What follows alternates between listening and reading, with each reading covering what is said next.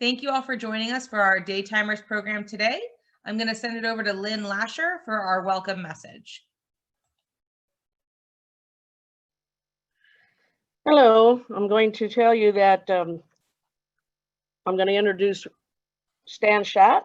What will life in 2050 be like for the Jetskys, an upper middle class Jewish family living in San Diego? Based on current research analysis, technological, cultural, sociological, political, and climate trends, Stan Schatt will give us a day in the life of this family 50 years from now. Stan holds a degree in chemistry and advanced degrees in business and in literature. He is the author of over 40 books.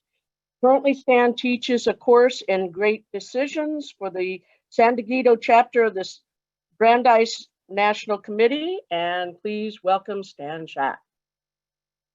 Well, thank you, everybody. I'm going to start my timer so that I don't go over. Okay. Let me just share my screen with you and we will get started.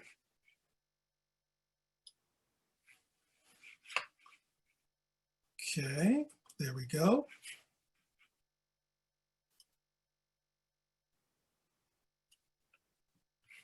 Okay. All right. So many of you have children and grandchildren you fully expect to be around in 2050. And many of you may also be around in one form or another, but that's the subject of another talk. So what I'd like to do is to look at emerging technology today and extrapolate it and provide you with a picture of what life is likely to be like in 2050 for an upper middle class Jewish family in San Diego, and we're going to call them the Jetskys. And I want to thank Gail and Fred Chasky for suggesting the name. First of all, there's an entire genre of books that focus on the daily life of average people. We already know everything we want to know about Cleopatra, but what about the bricklayers? What about the scribes? What about the average people living at that time? So what are we interested in when we talk about those people? Well, we're interested in what they eat. We're interested in their romantic life, their work life, what they do in their spare time if they have any, their educational system, what they wear, and their medical care. And also, of course, we're interested in their politics. And I'm going to talk about all of those in terms of life in 2050. So a word or two about my preoccupation with the future. There you go. I remember the days when it was black. I spent 2 decades as an industry analyst and then also as an executive managing teams of industry analysts for some of the major global research technology companies. And in addition to that, I've written some science fiction books and some nonfiction books about the future. I did a book about robotics and the artificial intelligence. I did one on 3D printing 4 years ago, one on first contact with extraterrestrials, and with my very good friend, Michelle Lobel, we did a book on green technology and green jobs, future and today.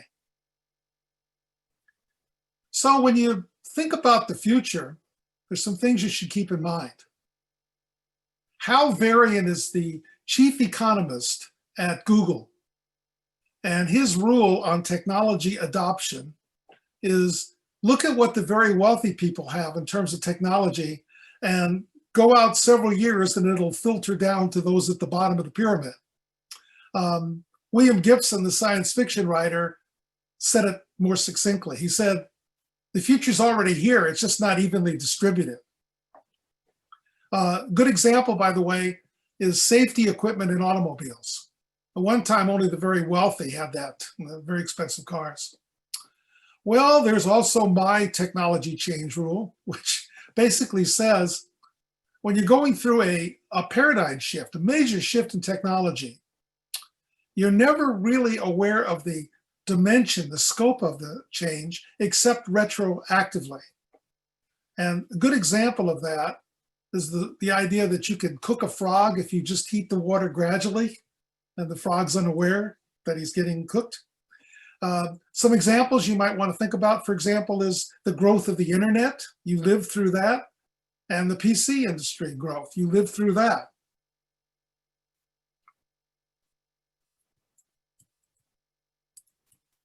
Okay. It's going to take me a minute or two because I am jammed up right here. So I'm going to have to, unfortunately, I'm going to have to log back. Let me just go to it quickly. We're looking at how much can change in 30 years. Here we are. Back to the Future 2 was released in 1989, but it covered 1985 to 2015. So what did they get right? They got video calls right. They got wearable technology, easy cosmetic surgery, thumb used for ID. Stan, we don't see the screen share. Okay, let me go back. Sorry about Thank you. that. That's okay.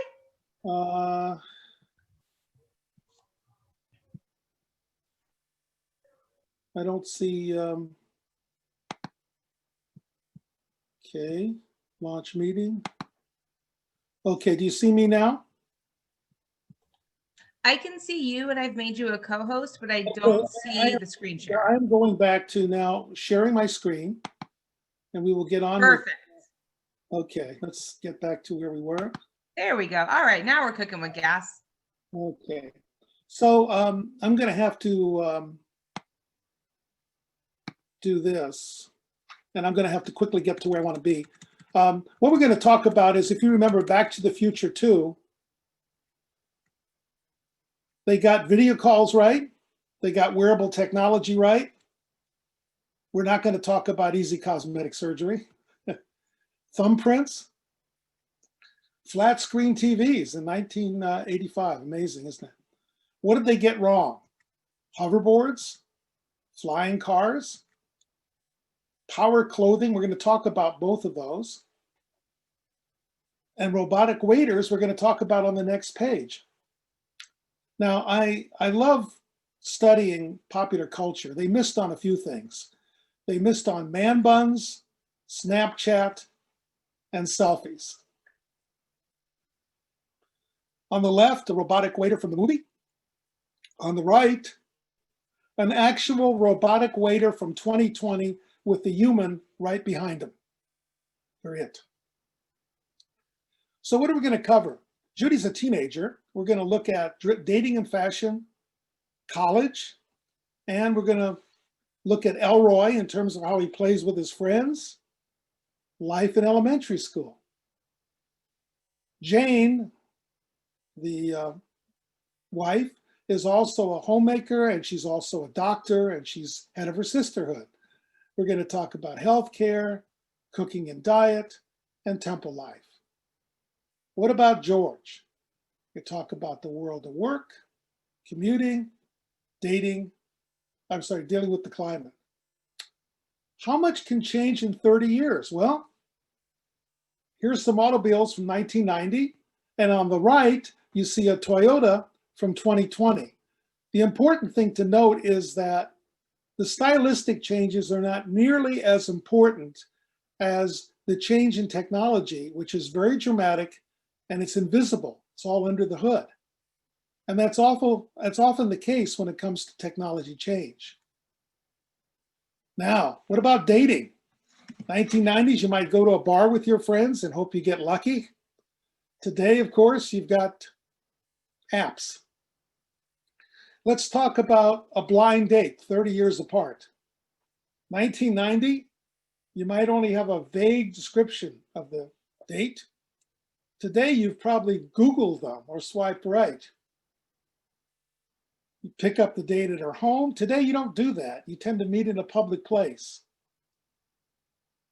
Well, in the old days, you follow handwritten directions. Today, there's generally a nav system. You might feel compelled to stay home so you don't miss the call. Now you've got texting, right? Well, what's a nice, safe date? You might go out for dinner, 1990. Today, it's more difficult. You have to find a place that handles paleo diet, multiple food allergies, and you may decide to just Netflix and chill. Well, what's the worst thing a date can do in public in the old days? Flirt with a server. Today, it's called phubbing. Phubbing means you spend the whole date looking at your phone. Well, 1990s, you might go to lunch and tell your friends all about the date a couple days later. Today, why wait? You could live tweet the date. Want to keep up with the office in 1990? You can use a Motorola pager. Today, we have smartphones. What about television? These are 1990 shows. Of course, they did have one really good show,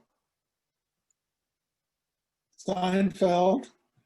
But a critic has analyzed the plots of all the Seinfelds and discovered that 90% of them wouldn't work today because they all deal with a lack of communication, not being to get in touch with each other. Today, of course, you have smartphones. Here are some TV shows today. You can say in general that they are a little edgier and that the role of women and minorities has been increased to some extent. Well, George's world in 2050 is a lonelier place. Scientists believe as many as 50% of current animal species might be extinct by then. Below on the left, you see 4 likely candidates for extinction, unfortunately. I should also point out that artificial dogs are becoming more popular. We will still have real dog pets in 2050, but here's an actual artificial dog that is being used today to comfort those people with dementia because it doesn't require any care. Just change the batteries, I guess. Cities are going to be different in 2050. For one thing, we're going to have more than 100 million people than we have today. So we'll probably be making more use of mixed-use buildings, which means retail on the bottom and people living above. Some scientists believe that we'll have less ownership of private automobiles. We'll have more self-driving cars, and we're going to have flying cars, which we'll talk about.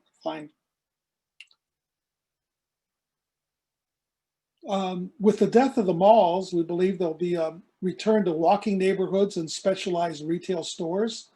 Biomorphic urbanism refers to the idea of having urban centers interspersed with green areas.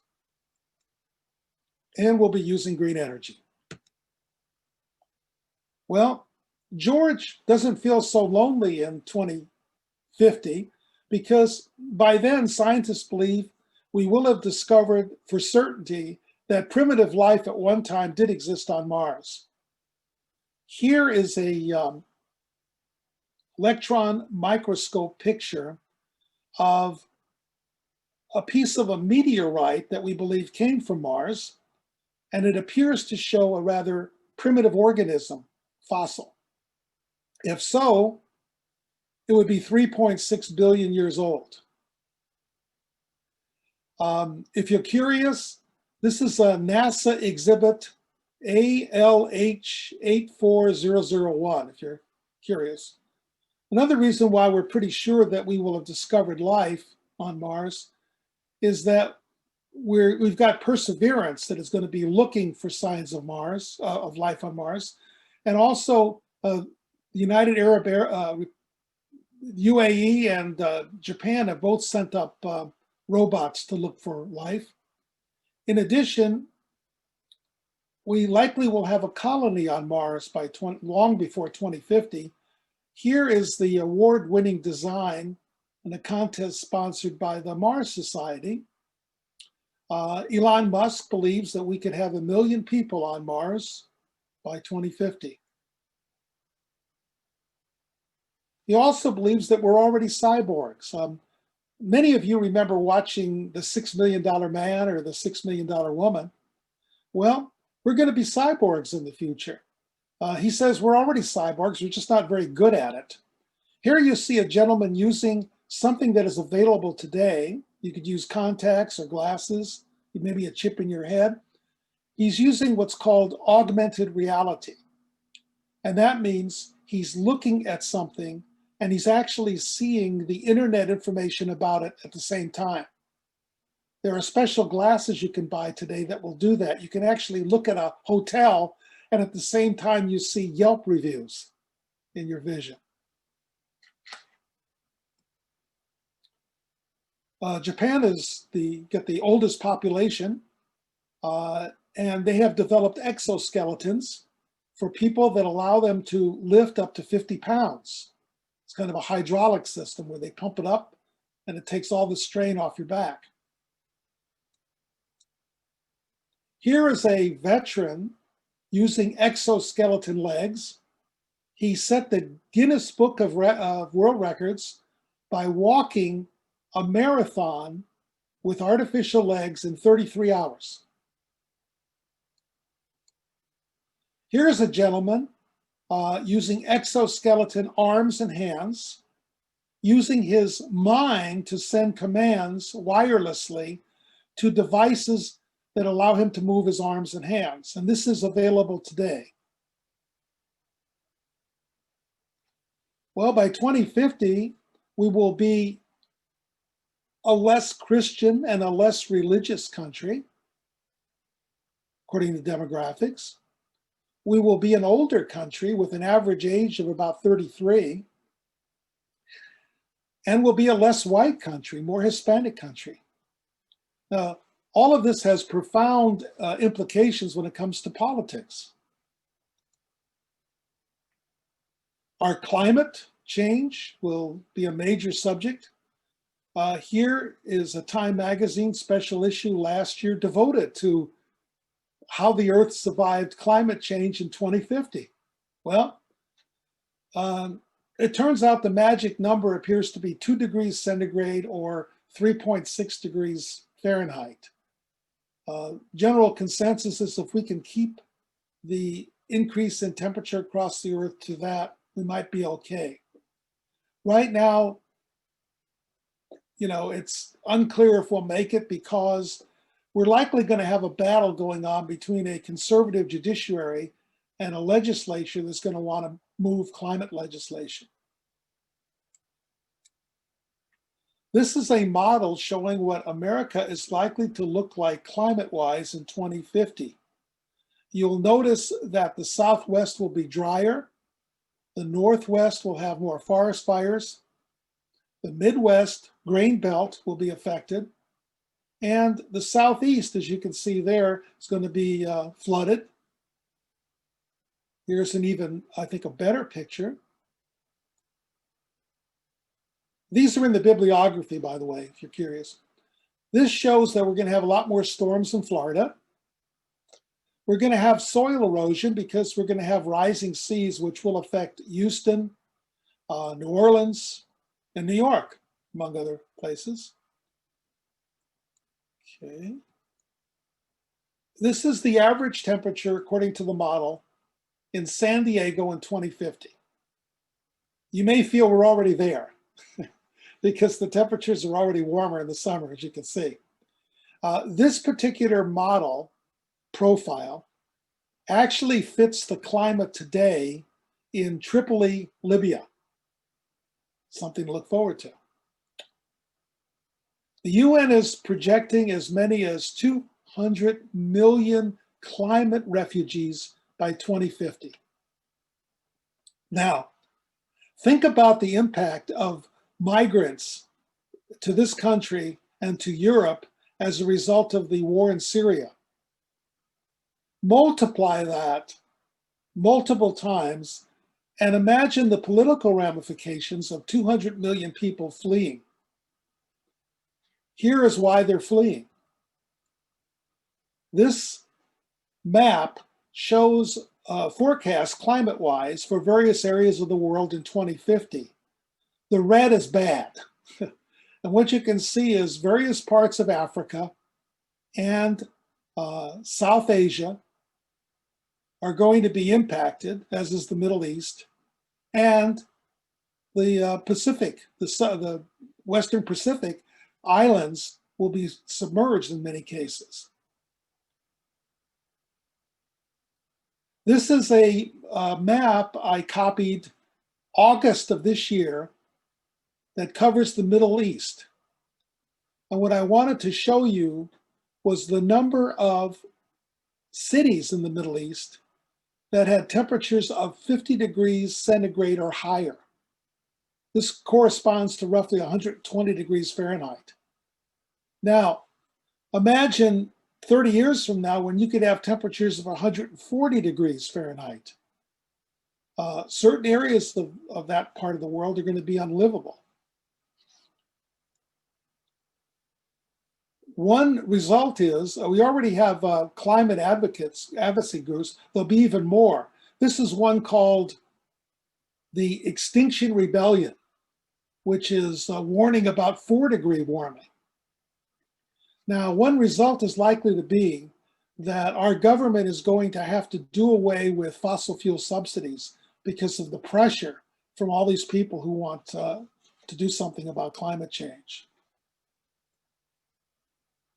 By the way, fusion is likely to be a reality by 2050. Here's an actual experimental plant in France where an international team is working on fusion.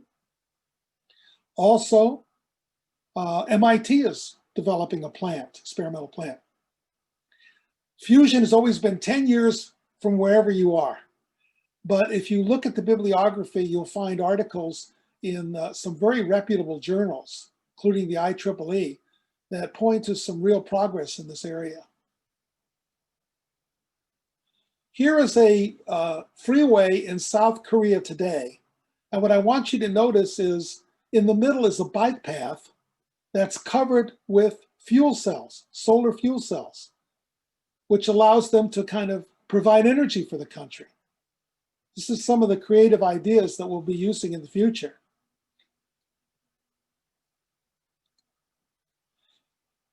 Here is a very, very interesting forecast from renewables.com, which shows world electricity generation by source. And what it shows is that by 2050, we will pretty much be weaning ourselves from coal-fired and gas-fired plants. And you'll see where the energy is going to be coming from. Well, let's talk about politics. Looking back, we went through a very rough patch during the 20s, almost a civil war. The legislature clawed back some of the power that had eroded to the presidency, to the executive branch.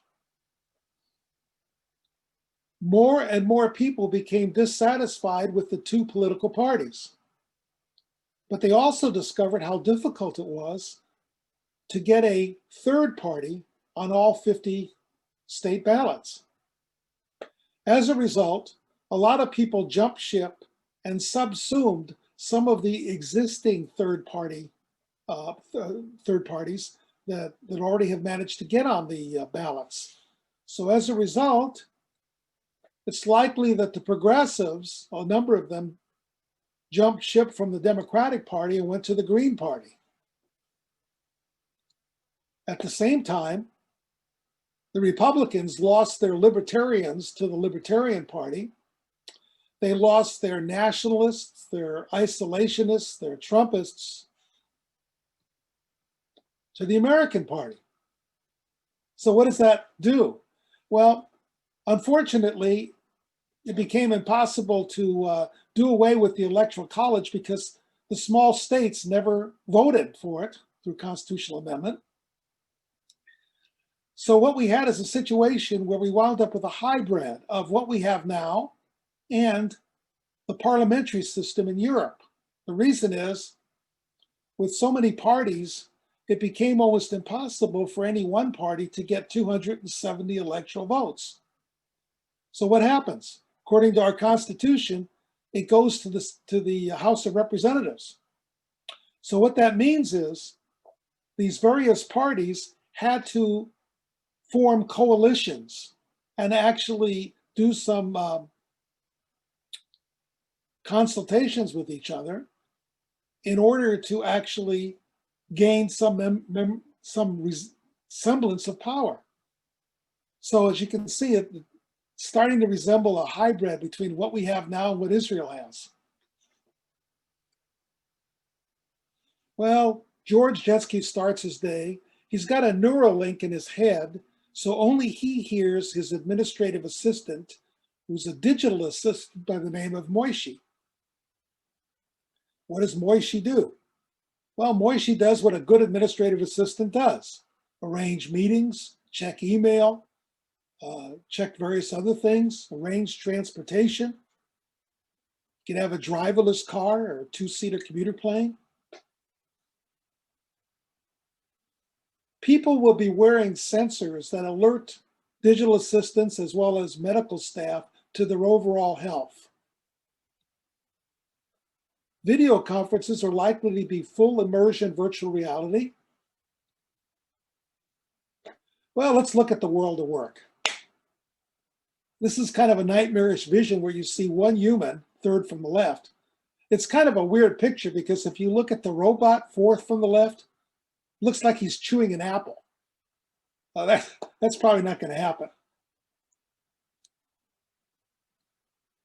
Well, what jobs are going to be most impacted? As you would expect, manufacturing will continue to lose jobs.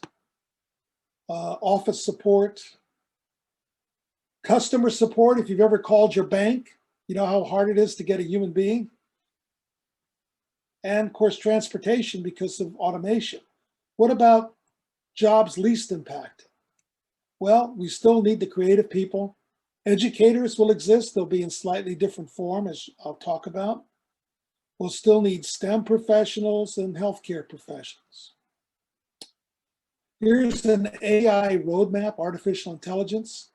Turns out one of the hardest things for robots to do is to fold laundry, but they will be able to do it by 2022.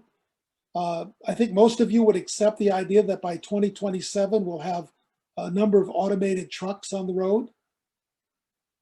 And by 2060, almost anything a human can do, a robot can do, although it doesn't mean it will. I wanted to point out that this June, MSN fired its journalists and replaced them with artificial intelligence.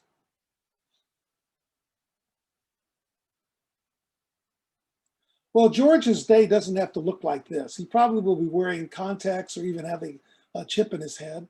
And when he looks at his office and looks out the window, it could very well look like this because of virtual reality. Well, a lot of companies, over 70 of them, are working on flying cars, little two-seater commuter planes. On the left is an Israeli model from Urban Aeronautics. It's called the City Hawk.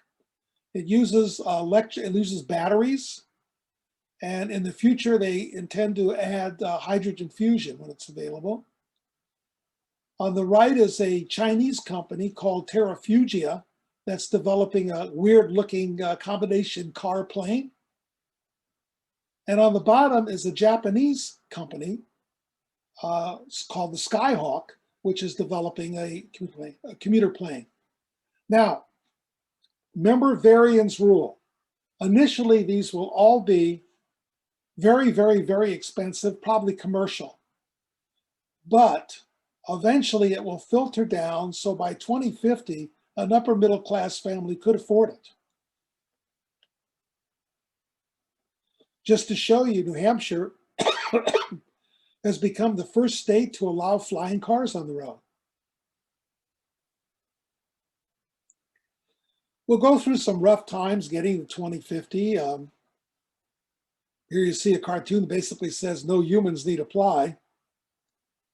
We will have universal basic income. It's already been experimented with in a number of cities in the country, including Stockton, California. We also will probably take some climate migrants because we're going to be an older country. We're going to need some younger workers.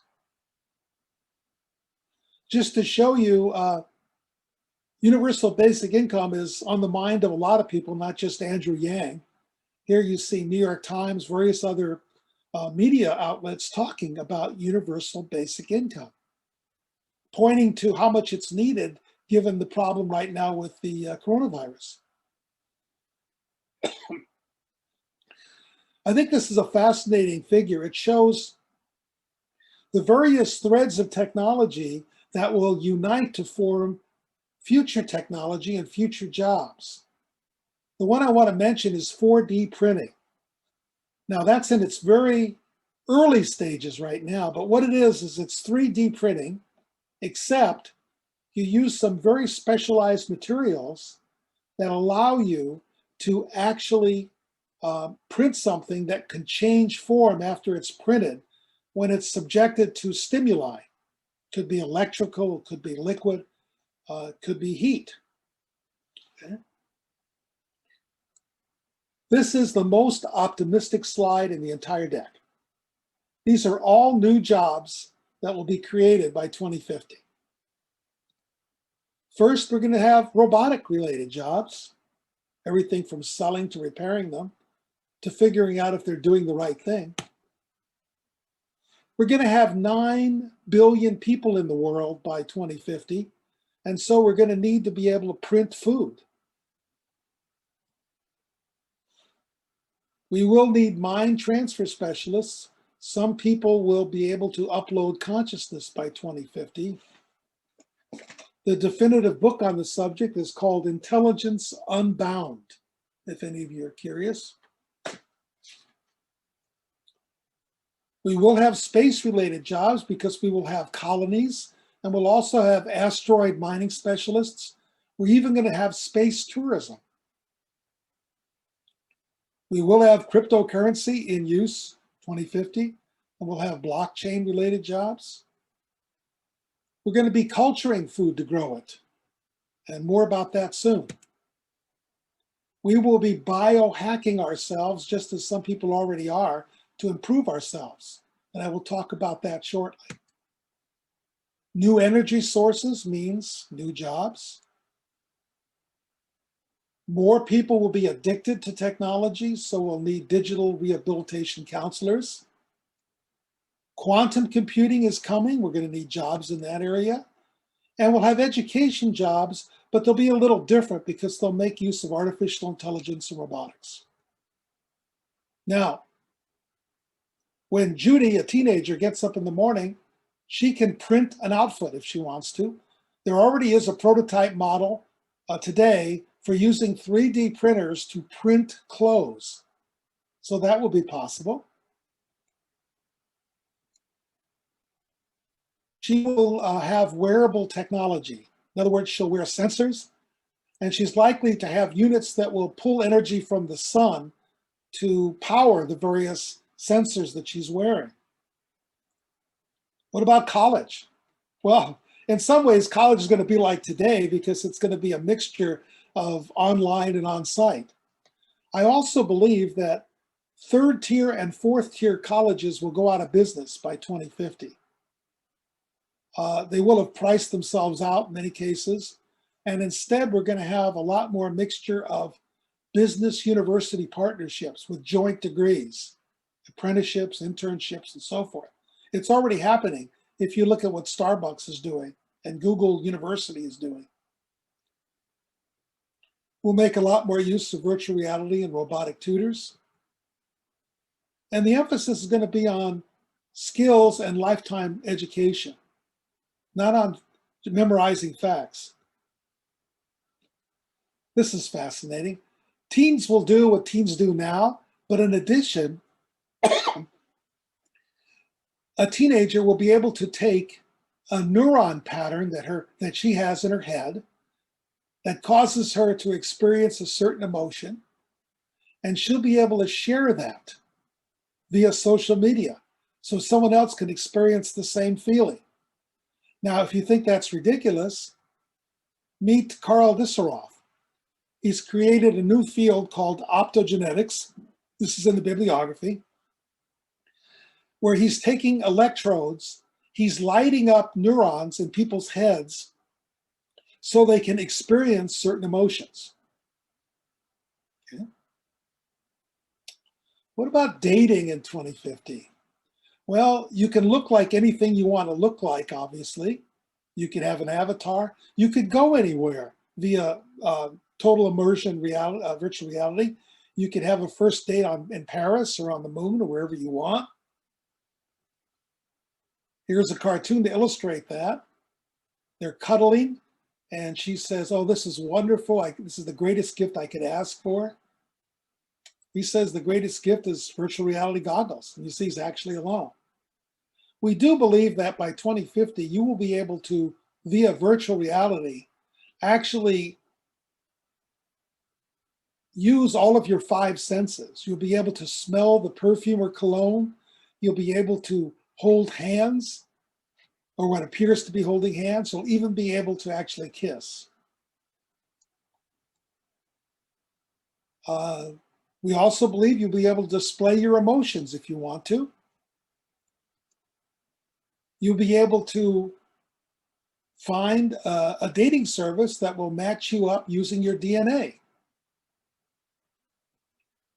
This is creepy, but I believe it's actually going to happen. You'll be able to use artificial intelligence in real time via a neural link to actually give you advice in real time while you're dating.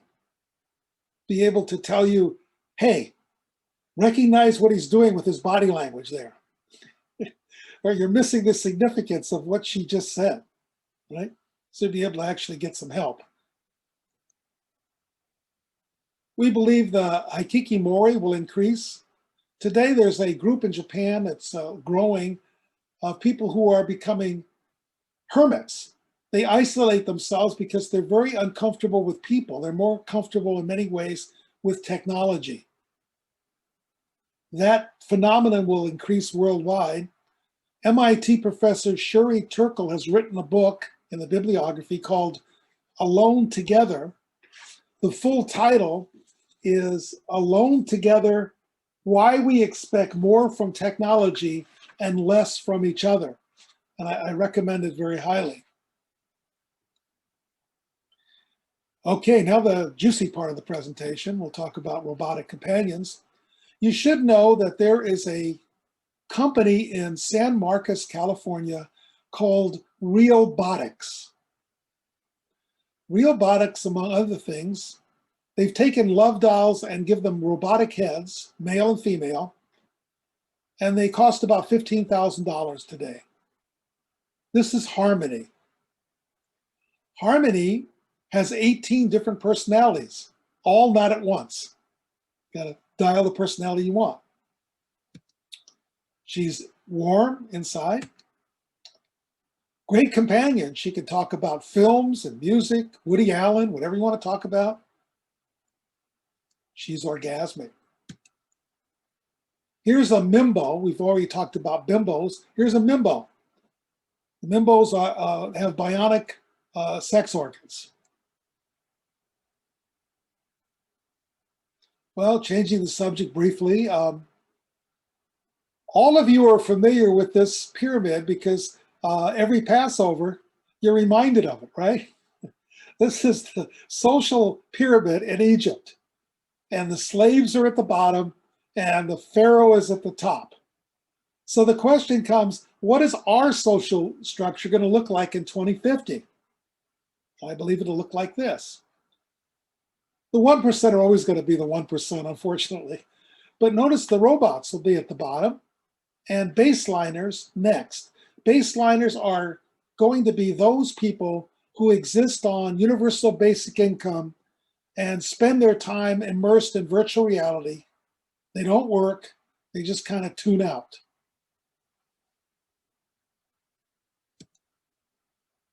We're going to have a number of robotic issues in 2050, particularly if robots gain consciousness. One question is, who owns their creative work? Today robots are already producing music and art. You can imagine what they'll be doing in 2050. Should they have the right to vote if they're individuals? They have their own consciousness? What about marriage? Here is Sophia. Sophia is a robot. She gives lectures. She gives interviews. She says she wants to have a family someday. She's a citizen of Saudi Arabia, albeit an honorary citizen. So what happens when humans have to work for robotic supervisors? Will they accept that?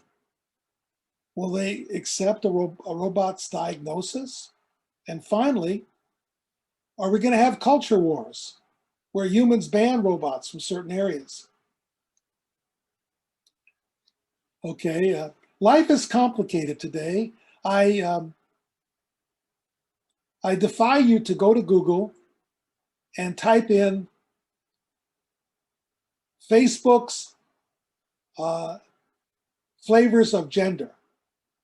If you do that, you will find that Facebook today recognizes 71 different flavors of gender. Okay? If you think life is complicated now, wait till 2050, because not only are we going to have gender fluidity, we're going to have species fluidity.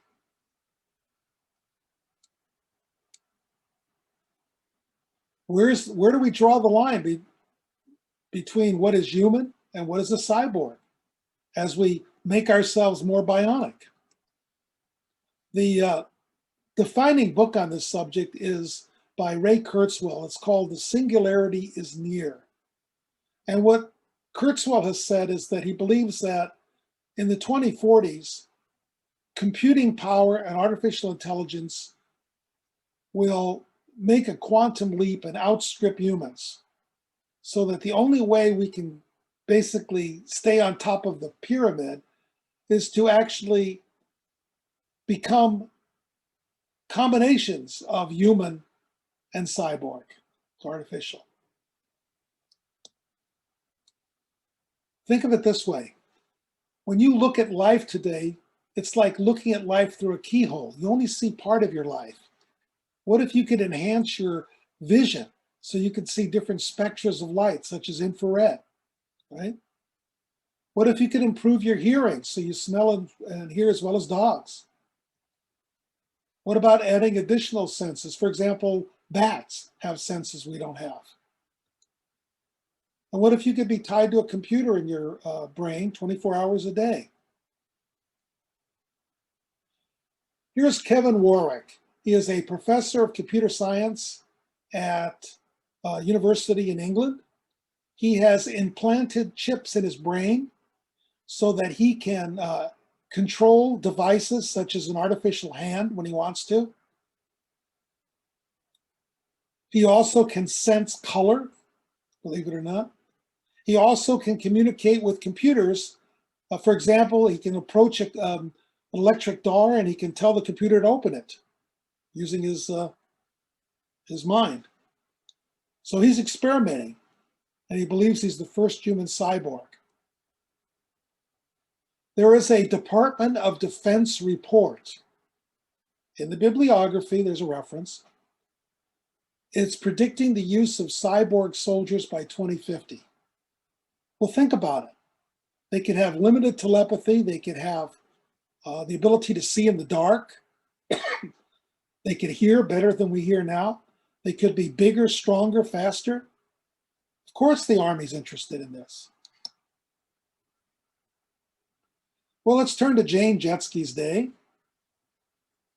First thing to keep in mind is that everything in her house is intelligent and talks to every other device, including her. So we have the Internet of Things. Think about it. If every device in your house was, it's like Alexa. or Siri. Okay, well,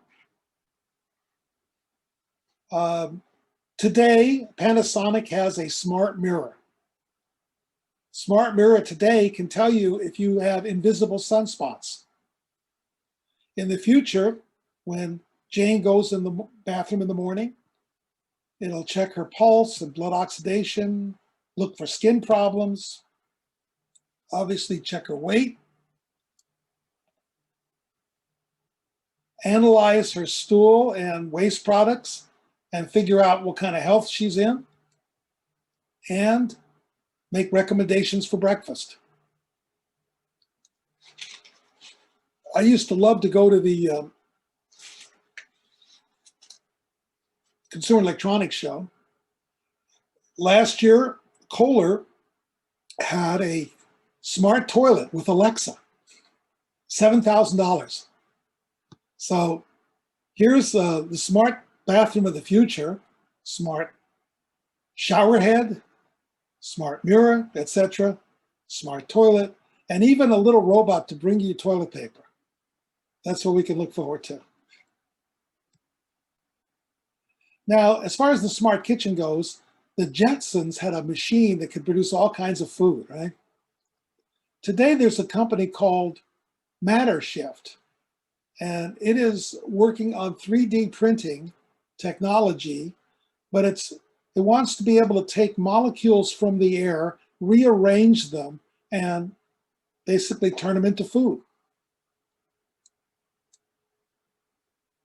LG has developed an appliance to offer vertical farming for kitchens. In the future, you will be able to grow some of your own herbs and vegetables right as part of your overall kitchen. Here is there's a model here, a prototype. This is a smart refrigerator that does not use any power. It uses a gel which allows you to put things in it that stay cold.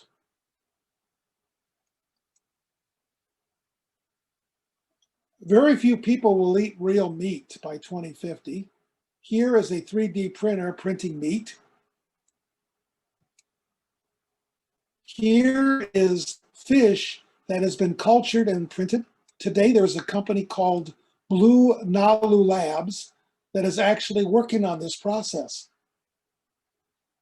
They take muscle tissue, they get stem cells, they eventually create a mixture that is printed out, and they create fish.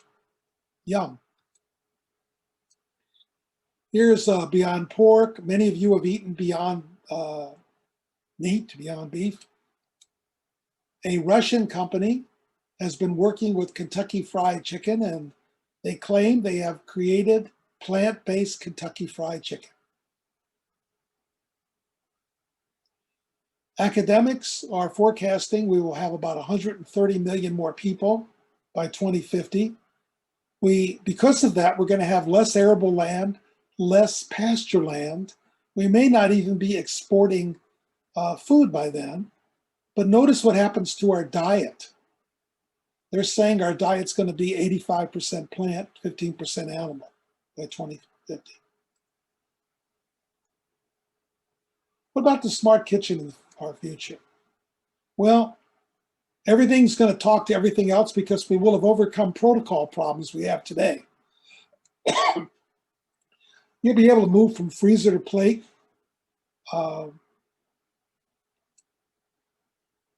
People will have delivery bays. They will be able to have a drone drop food off. Food will be dropped off in the bay. It will go and be put where it needs to be in the freezer. When you take something out, it will go on the shopping list. Robots will be more useful in 2050 when it comes to medicine. Jane will do a lot of her work via telemedicine using sensors. More robotic surgery. James Allison is a research scientist who today has developed a way to use the body's own immune system to fight cancer. There'll be more of that in 2050. More genetic therapy. We're not going to We're not going to shrink Raquel Welch, but we will have nanobots that will go into the body and open up arteries. They will kill tumor cells that are too small to see, etc. And robots will make more use of working with the elderly. What about religion? Judaism is expected to drop from 1.8% to 1.4% in the US, but keep in mind that it's a bigger pie. This is a fascinating study. It basically shows that the Orthodox will outbreed Reform and conservative Jews by about 2058 and become the dominant sect. The number of non-denominational Jews will remain constant. And the reason that Jane's sisterhood remains constant is because they're forecasting that a very significant, as much as 25% of the Orthodox will defect to conservative, to Reform, and to non-denominational. So they will maintain the Jewish population, according to this study. What about Elroy's day? Well, Harari says you're going to have to basically learn to reinvent yourself. The 4 C's are going to be important: communications, creativity, critical thinking, collaboration. We're going to have 10,000 or more school districts, so we're going to look at the state-of-the-art school district. Okay, more use of AI. AI will be able to interpret the student's feeling. This is a really interesting study. Basically, AI can look at the pupil dilation, and they can tell if a student is really involved, if he's tuned out, if he's just tired. This may be the most important education slide. Elroy is going to be using what's called mixed reality, mixed virtual reality. What that means is he will look at a classroom, but he'll be wearing special equipment, so he'll see the classroom, but he'll be able to actually create things in the classroom that only other people with that that are wearing those things will be able to see. Based on the Bill and Melinda Gates Foundation's best practices, we believe education will be experiential. It'll be immersive, as you can see here, collaborative. Sensors will track everything, personalized. And the next one is very important. Learning will be based on mastery of subject matter. A lot of experts think one reason that so many Americans are bad at math is because we don't use that approach. We don't actually master an element before we move on to the next element. AI will monitor what's going on. And what about playing with friends? Well, he'll play in his normal way, but he also may be able to use telepathy. Elon Musk has invested $100 million in a company called Neuralink. And Neuralink is working on computer-brain interfaces. Tiny chips. Here is a study in 2013 at Nature, which says 2 rats, their minds were tied to computers and then to each other, and one rat could communicate with the other rat, do kind of a mind meld. So we very well could have telepathy by 2050. So what are my conclusions? The Internet of Things means a world where everything is connected, and disruptive technology in the form of robotics and artificial intelligence means that our jobs are going to change, and we're going to have to retool ourselves several times. Some of you know I've done that already. Men are expected to live 4 years longer on average by 2050. Women are expected to live 6 years longer on average. And we won't worry about cancer then, we won't worry about a lot of the diseases. We'll be able to part ourselves out. We'll be able to replace kidneys, replace various organs, not worry about a shortage of organs because we can 3D print them. Different forms of reality are going to change the way we work and date and enjoy our leisure time. So today, if you want to, if you're retired, for example, your hobby might be travel. It might be studying the Civil War or studying ancient Rome. A lot of that will be done in the future via virtual reality and total immersion. One reason is I suspect that the borders are going to be a lot tighter in 2050 because of all the climate migrants. It may be a little more difficult to actually travel. So the brain-computer interfaces are going to change the way we interact with each other. As I said, we can have limited telepathy. And then finally, education is never going to end. We're going to be retooling ourselves constantly. Okay, so that's the future I think we have to look forward to. And I'll be happy to take any questions. Sorry for the technology glitch that we had. Let me just stop sharing now. Okay.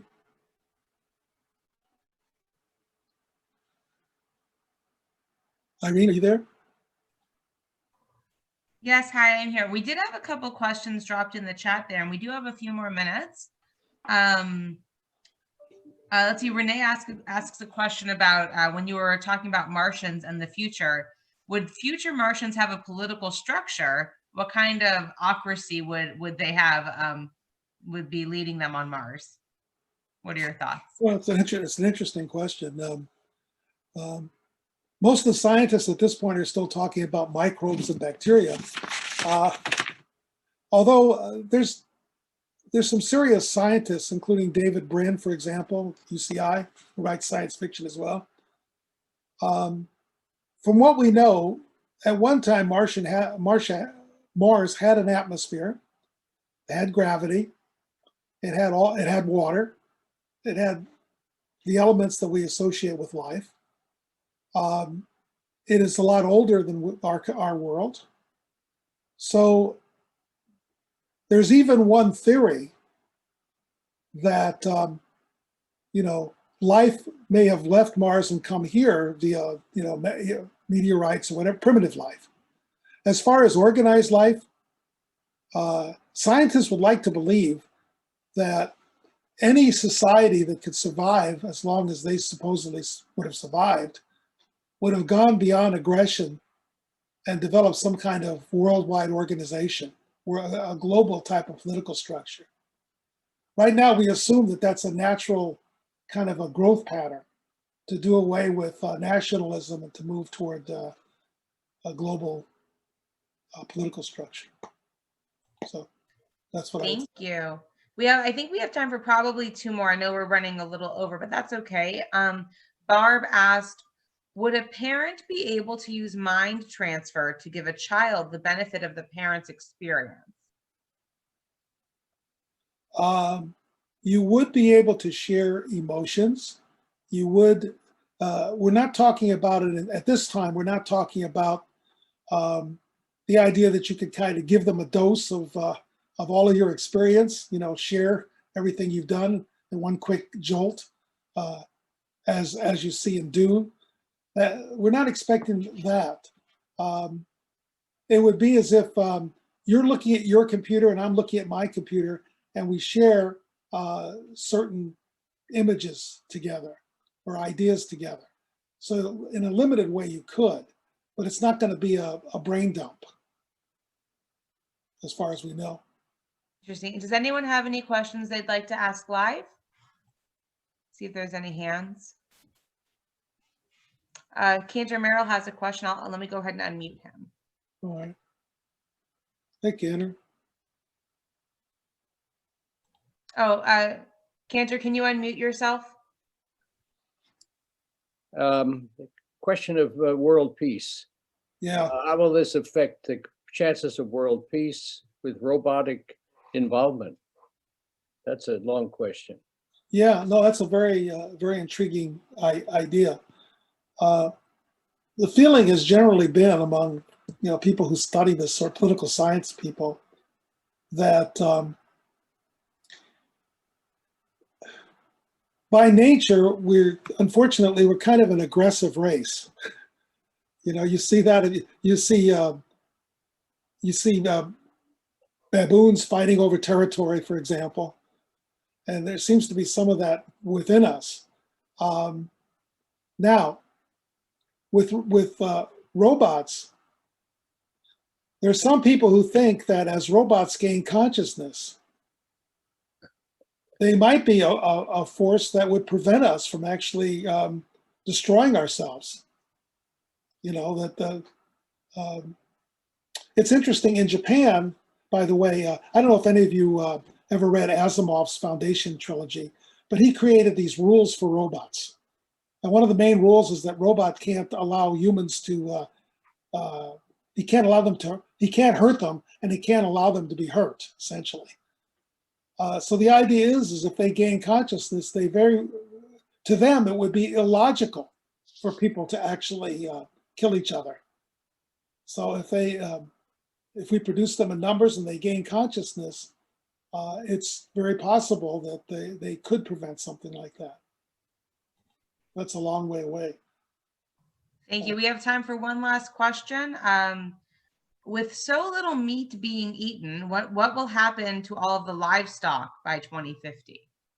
Well, it's not going to happen overnight. Obviously, we're talking about, but there are good reasons besides health to kind of limit the amount of cattle ranches and so forth.